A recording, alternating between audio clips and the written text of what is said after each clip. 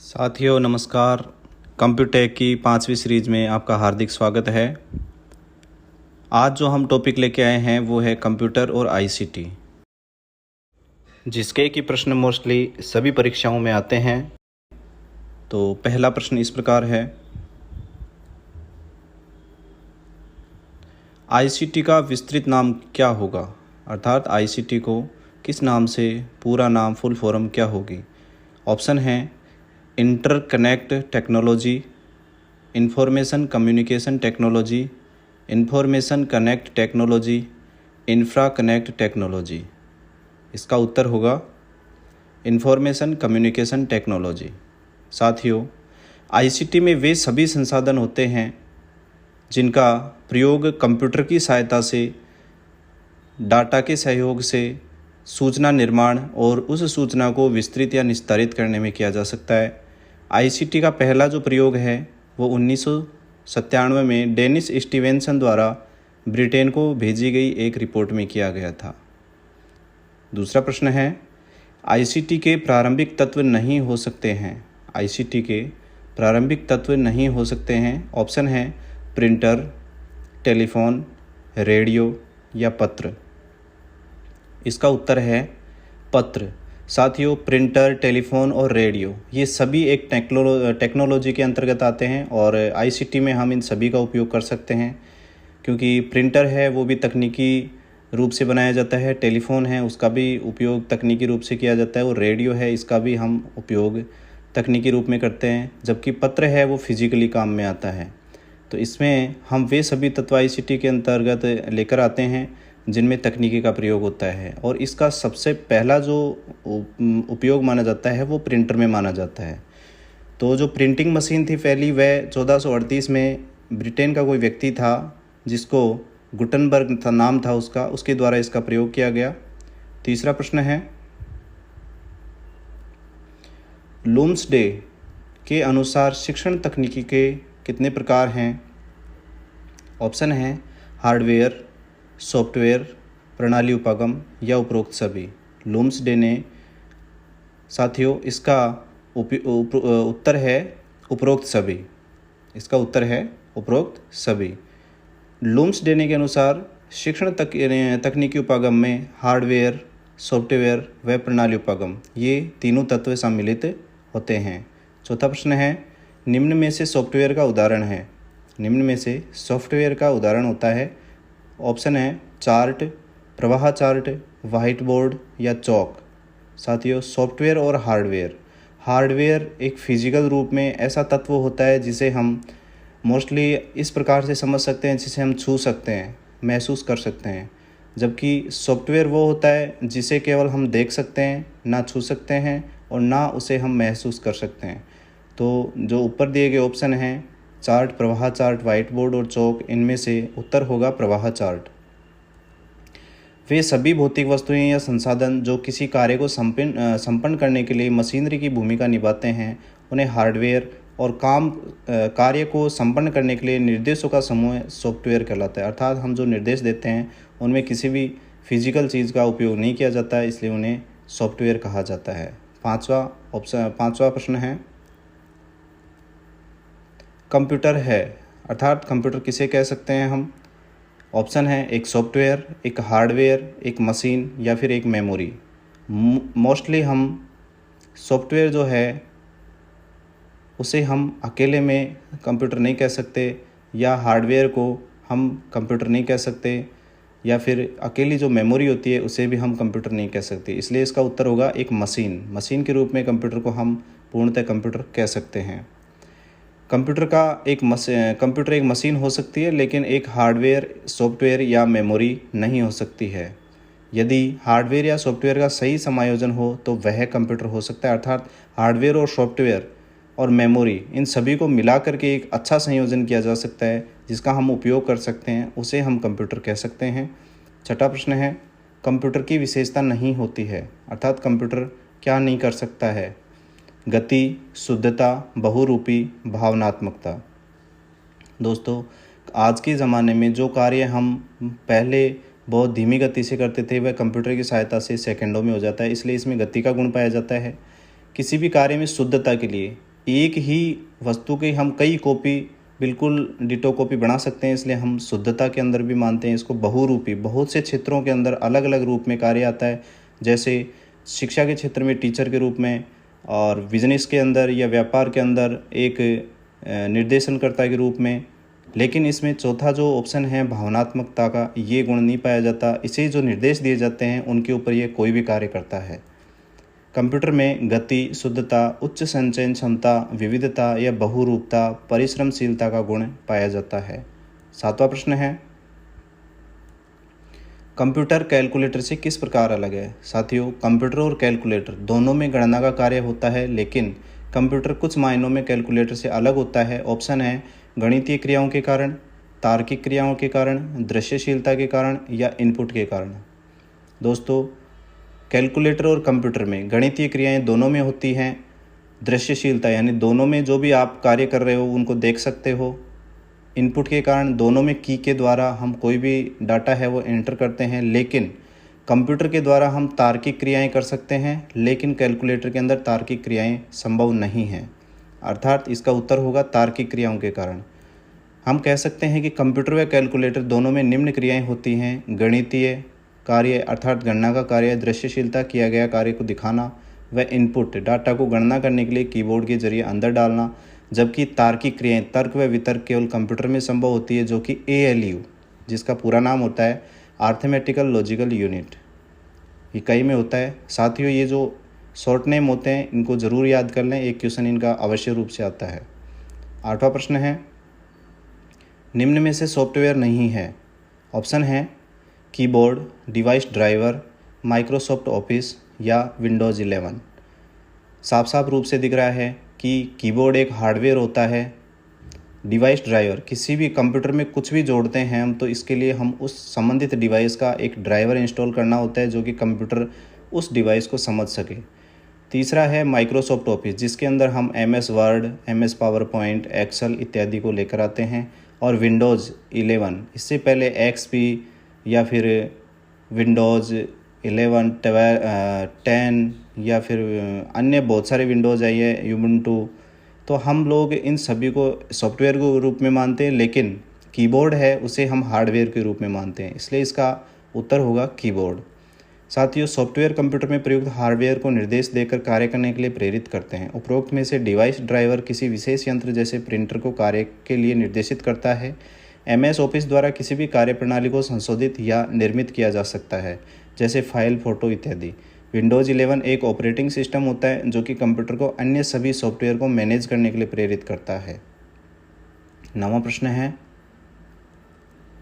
Keyboard में किस प्रकार की कुंजी नहीं पाई जाती है। कीबोर्ड में किस प्रकार की कुंजी नहीं पाई जाती है। ऑप्शन है फंक्शन की, कॉम्बिनेशन की, टॉगल की या इरेजिंग की। उत्तर है इरेजिंग की। साथियों, कीबोर्ड में A से Z तक जो भी ऑप्शन होते हैं उन्हें अल्फ़ाबेटिक की कहते हैं। 1 से 9 तक और 0 इन्हें न्यूमेरिक की कहते हैं।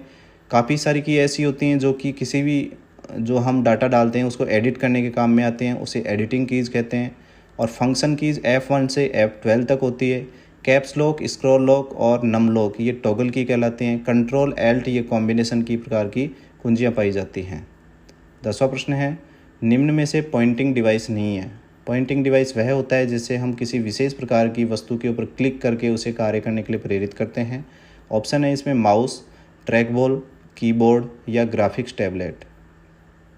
साथियों, माउस जो होता है किसी विशेष वस्तु को इंगित करता है, ऐसे ट्रैक बॉल होता है वो भी करता है, जबकि कीबोर्ड में कीज़ होती हैं जो कि विशेष वस्तु को नहीं इंगित करके पूरे जो कंप्यूटर है उसमें कुछ भी काम कर सकते हैं। ग्राफिक्स टैबलेट होता है, उसमें भी हम इंगित करके किसी वस्तु को कार्य करने के लिए प्रेरित कर सकते हैं, इसलिए इसका उपयोग उत्तर होगा कीबोर्ड। जो डिवाइस स्क्रीन पर कर्सर की स्थिति बताने का कार्य करती है वे पॉइंटिंग डिवाइस कहलाती हैं, जैसे mouse, track ball, touch pad, track बिंदु, graphics tablet, joystick, touch screen, pen tab इत्यादि। 11वां प्रश्न है, निम्न में कौन सा विस्तृत गलत है, अर्थात पूरा नाम जिसका गलत है उनमें से कौन सा है। MICR जिसे हम मैग्नेटिक इंक कैरेक्टर रिकॉग्निशन कहते हैं। OMR optical mark reader. OCR optical character recognition. OCR optical character reader. साथियों, इसमें ऊपर के तीनों ऑप्शन सही हैं। चौथा जो ऑप्शन है उसमें कैरेक्टर की जगह रिकग्निजेशन की जगह रीडर लिखा गया है, अर्थात चौथा जो उत्तर है वो गलत है, यानी कि इसका सही उत्तर होगा ऑप्टिकल कैरेक्टर रीडर डी, जो कि गलत है, इसलिए उसका उत्तर डी मानेंगे हम।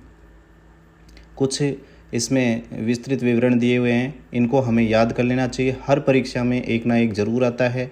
पहला है MIDI musical instrument digital interface, दूसरा है GUI ग्राफिकल यूज़र इंटरफेस, तीसरा है URL uniform resource locator, USB universal serial bus, HTTP hyper text transfer protocol, CRT cathode ray tube, WWW world wide web, LCD liquid crystal display, modem modular demodular, LED light emitting diode, email electronic mail, TFT thin film transistor, ISP internet service provider, LAN local area network, WAN wide area network, MAN metropolitan area network. 12वां प्रश्न है, निम्न में से non impact printer का प्रकार है। Non impact और impact printer दो प्रकार के होते हैं। ऑप्शन है thermal printer, line printer, inkjet printer, laser printer. साथियों, कुछ प्रिंटर ऐसे होते हैं जो कि कागज़ के ऊपर जब प्रिंट करते हैं तो उसके ऊपर किसी प्रहार के साथ में उसके ऊपर छपाई करते हैं, छपाई का कार्य करते हैं, जबकि कुछ ऐसे होते हैं जो कि कागज़ के ऊपर किसी भी प्रकार से केवल स्याही का छिड़काव या फिर थर्मल प्रकार से या लेज़र लाइट का उपयोग करके ही उसका प्रिंट का कार्य करते हैं। इसलिए इसमें ऑप्शन होगा, उत्तर होगा लाइन प्रिंटर, जो कि लाइन टू लाइन प्रिंट करता है और इसमें एक ऐसा लाइन होती है जो कि प्रत्येक लाइन को अलग अलग प्रिंट करती है, जिसके ऊपर दबाव डालना पड़ता है कागज़ के ऊपर। इसलिए हम नॉन इम्पैक्ट प्रिंटर में लाइन प्रिंटर को लेकर आते हैं। इम्पैक्ट प्रिंटर के कुछ प्रकार हैं, जैसे करेक्टर प्रिंटर या लाइन प्रिंटर, और नॉन इम्पैक्ट प्रिंटर में आते हैं inkjet printer, laser printer, thermal printer या प्लॉटर। 13वां क्वेश्चन है, निम्न में से मेमोरी का प्रकार नहीं है। रैम, जिसे रैंडम एक्सेस मेमोरी कहते हैं, ROM read only memory, cache memory या उपरोक्त में से कोई नहीं। साथियों, इसका उत्तर होगा उपरोक्त में से कोई नहीं। ये अर्थात तीनों ही जो हैं ये किसी न किसी प्रकार की मेमोरी का प्रकार हैं, जिसे हम इस प्रकार से बता सकते हैं कि मुख्य मेमोरी या प्राइमरी मेमोरी के रूप में हम रैम रैंडम एक्सेस मेमोरी को, जिसके कि विभिन्न प्रकार दो होते हैं। पहला होता है एस रैम स्टैटिक रैम, और दूसरा होता है डी रैम अर्थात डायनेमिक रैम, जो कि वोलेटाइल होते हैं। वोलेटाइल का अर्थ होता है अर्थात कंप्यूटर जब भी हम बंद करेंगे तो यह मेमोरी स्वतः ही मिट जाती है। दूसरा होता है रोम रीड ओनली मेमोरी। इसके प्रकार होते हैं पी रोम और ई रोम, जो कि नॉन वोलेटाइल मेमोरी होती है, अर्थात इसे मिटाया नहीं जा सकता है। इसके बाद में दूसरी मेमोरी होती है, वो होती है सेकेंडरी मेमोरी या अतिरिक्त मेमोरी, जो कि नॉन वोलेटाइल होती है, अर्थात ये मिटती नहीं है। लेकिन आजकल जो कुछ ऐसे प्रभाव आने लग गए जिन्हें वोलेटाइल भी कहते हैं, अर्थात वो मिटाई भी जा सकती हैं। जैसे हार्ड डिस्क होती है, ऑप्टिकल डिस्क होती है, कॉम्पैक्ट डिस्क अर्थात CD का पूरा नाम होता है compact disc, DVD digital versatile disc, blu ray disc, pen drive, flash memory, smart media card, secure digital card इत्यादि। 14वां प्रश्न है, निम्न में से सुपर कंप्यूटर का प्रकार है। ऑप्शन है IBM सिक्वोया, दूसरा है फुजित्सु के कंप्यूटर, तीसरा है परम सुपर कंप्यूटर या फिर उपरोक्त सभी। साथियों, ये तीनों जो ऊपर वाले हैं ये तीनों किसी न किसी देश के द्वारा बनाए गए सुपर कंप्यूटर हैं, इसलिए इसका उत्तर होगा उपरोक्त सभी। तो विवरण इस प्रकार है कि जो कंप्यूटर पहली बार बना वो IBM था, वो सिक्वेनिया का IBM सिक्वेनिया था, वो कि अमेरिका में बना और ये अमेरिका का सुपर कंप्यूटर है। दूसरा जो है वो फुजित्सु का के कंप्यूटर है, जो कि जापान में बना और ये वहाँ का सुपर कंप्यूटर है। तीसरा है भारत में बना सुपर कंप्यूटर, वो है परम। सुपर कंप्यूटर का उपयोग मुख्यतः मौसम संबंधी जानकारी और भूकंप आदि विस्तृत जो गहन अध्ययन किया जाता है उसके अंदर किया जाता है, जिसके अंदर बहुत सारा दबाव इसकी मशीन के ऊपर होता है, इसलिए इसे सुपर कंप्यूटर कहा जाता है। 15वां प्रश्न है, कंप्यूटर का प्रयोग किस क्षेत्र में किया जाता है। साथियों, सभी जानते हैं आज के समय में घरों में, शिक्षा में, ई गवर्नेंस इत्यादि सब में इसका उपयोग किया जाता है। इसलिए इसका उत्तर होगा उपरोक्त सभी। कंप्यूटर का प्रयोग घरेलू कार्यों में, व्यवसाय में, शिक्षा में, हेल्थ केयर में, ई बैंकिंग में, ई गवर्नेंस में, ई कॉमर्स में, ऑनलाइन बुकिंग में किया जाता है। आज का युग तकनीकी युग है जिसमें कंप्यूटर की सबसे अहम भूमिका है, अर्थात हमारे जीवन के प्रत्येक अंग में कंप्यूटर का उपयोग निश्चित रूप से किया जाता है। 16वां प्रश्न है, निम्न में से किस सेवा को आमतौर पर एक ऑनलाइन बैंकिंग के हिस्से में नहीं माना जाता, अर्थात ऑनलाइन बैंकिंग में कार्य नहीं किया जा सकता इसका बैंकिंग के रूप में? एक चेक बुक आदेश करना, फंड ट्रांसफ़र करना, एक संपत्ति खरीदना या लेन देन को देखना। साथियों, चेक बुक बैंकिंग से संबंधित होता है और आजकल हम चेक बुक के लिए ऑनलाइन ऑर्डर कर सकते हैं, या फिर फंड ट्रांसफ़र घर बैठे हम एक से दूसरी जगह के एक खाते से दूसरे खाते में फ़ंड ट्रांसफ़र कर सकते हैं। तीसरा ऑप्शन है संपत्ति खरीदना और चौथा ऑप्शन है लेन देन को देखना। हम जो भी लेन देन कर रहे हैं उसे हम तत्काल प्रभाव से देख सकते हैं, तुरंत अपने मोबाइल में क्लिक करके देख सकते हैं। लेकिन संपत्ति खरीदना बैंकिंग के रूप में नहीं आता, इसलिए उसका उत्तर होगा एक संपत्ति खरीदना। कंप्यूटर ई बैंकिंग के रूप में खाते की राशि देखने, हाल का लेन देन देखने, चेक बुक आदेश, प्रोफाइल अपडेट, ग्राहक खातों के बीच में धन स्थानांतरण, तीसरी पार्टी को बिल भुगतान के रूप में हमारे पास बहुत सारे ऐप्स होते हैं, जैसे पेटीएम हुआ, फ़ोनपे हुआ या फिर गूगल पे हुआ। खूब सारी ऐसे आज के टाइम पे थर्ड पार्टी जो है ऐप उपलब्ध हैं जिनके द्वारा बिल भुगतान किया जाता है। इसके अलावा ऋण आवेदन अर्थात लोन के लिए क्रेडिट कार्ड आवेदन करने या बिल भुगतान की अनुमति देने का कार्य करता है। 17वां प्रश्न है, निम्न में से ब्राउज़र है। साथियों, ये प्रश्न बार बार पूछा जाता है। पहला है Google Chrome, safari, internet explorer या उपरोक्त सभी। गूगल क्रोम जो हम सामान्यतः मोबाइल में या कंप्यूटर पीसी में काम में लिया जाता है। सफारी जो कि आईफोन या फिर जो भी iOS सिस्टम के मोबाइल या कंप्यूटर होते हैं उनमें उपयोग किया जाता है। इंटरनेट एक्सप्लोरर ये भी मोबाइल में या कंप्यूटर में उपयोग किया जाता है, अर्थात इसका उत्तर होगा उपरोक्त सभी। वर्तमान में उपयोग किए जाने वाले प्रमुख ब्राउज़र हैं Mozilla Firefox, opera, Microsoft Edge, internet explorer, safari, Chrome OS, Google Chrome, chromium, UC browser या सैमसंग इंटरनेट इत्यादि। इसके अलावा भी बहुत सारे हैं लेकिन मुख्यतः यही आते हैं। निम्न में से सर्च इंजन है। ऑप्शन है याहू, गूगल, यूट्यूब या उपरोक्त सभी। साथियों, सबसे मुख्यतः काम में जो लिया जाने वाला है वो गूगल है, लेकिन इसके अलावा याहू और यूट्यूब ये भी एक सर्च इंजन के रूप में कार्य करते हैं, इसलिए इसका उत्तर होगा उपरोक्त सभी। वर्तमान में उपयोग किए जाने वाले प्रमुख सर्च इंजन हैं Bing, DuckDuckGo, Yahoo, Yandex, Google, Baidu, AOL, Ecosia, start page, internet achiever, Yahoo search, YouTube, Google Scholar, infinite search, Google images, igloo इत्यादि। 19वां प्रश्न है, निम्न में से वायर्ड अर्थात तार के द्वारा फिजिकली नेटवर्क लिंक का उदाहरण है। Twisted pair wire, coaxial cable, optical fibre या उपरोक्त सभी। ये तीनों ऊपर वाले ऑप्शन हैं, ये वायर के रूप में कार्य करते हैं, न कि अनवायर्ड या अर्थात जिनके अंदर वायर का उपयोग नहीं होता है। तो इसका उत्तर होगा उपरोक्त सभी। Twisted pair wire, coaxial cable, optical fibre ये डाटा को वायर के जरिए एक जगह से दूसरी जगह पर ट्रांसफ़र करने के कार्य आते हैं, इसलिए इन्हें वायर्ड या फिजिकल नेटवर्क लिंक कहा जाता है।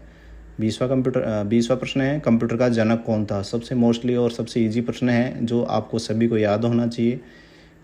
ऑप्शन है हर्मल हॉलरिथ, वानेवर बुश, चार्ल्स वेबेज या कोलोसस। इसका उत्तर होगा चार्ल्स वेबेज। साथियों, चार्ल्स वेबेज को कंप्यूटर का जनक पिता कहा जाता है। चार्ल्स वेबेज ने 1821 में क्यों कहा जाता है? क्योंकि चार्ल्स वेबेज ने 1821 में डिफरेंस इंजन का आविष्कार किया था जो कि डिफरेंशियल इक्वेशन करने में सक्षम था। अतः वास्तविक रूप से इसे कंप्यूटर का नाम दिया गया तथा चार्ल्स वेबेज को कंप्यूटर का जनक कहा गया। साथियों, आज ये 20 प्रश्न कंप्यूटर से संबंध लेके आए हैं और इनमें मैंने सबसे अधिक से अधिक क्वेश्चन अटैम्प्ट करने की कोशिश की है। इसके अलावा भी आगे आने वाली सीरीज़ हैं उनके अंदर काफ़ी कुछ बताया जाएगा। चैनल को सब्सक्राइब करें, लाइक करें, शेयर करें। धन्यवाद।